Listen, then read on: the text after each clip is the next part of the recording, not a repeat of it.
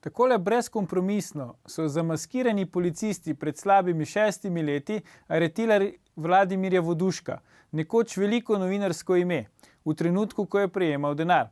Sedaj mu grozi večletna zaporna kazen, državi, pravnim in fizičnim osebam dolguje ogromne vsote denarja, je v osebnem stečaju, finančno, osebno in moralno strt.